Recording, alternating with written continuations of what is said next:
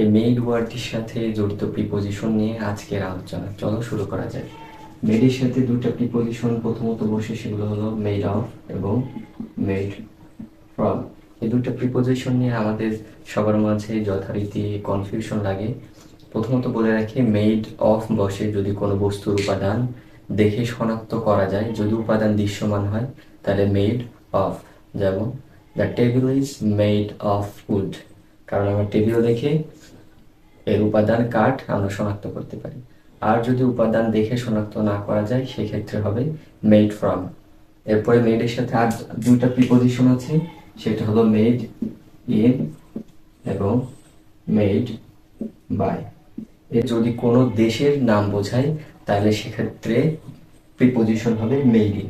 দেশের নাম বোঝাইলে প্রিপোজিশন বসবে মেড ইন।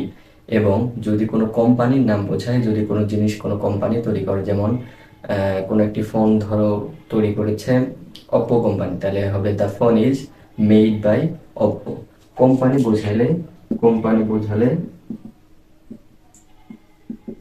বোঝালে প্রিপোজিশন বসবে মেড বাই। আর যদি কান্ট্রি মানে দেশ বোঝালে মেড ইন। যদি উপাদান দৃশ্যমান হয় তাহলে মেড অফ। যদি উপাদান অদৃশ্যমান হয় তাহলে মেড ফ্রম।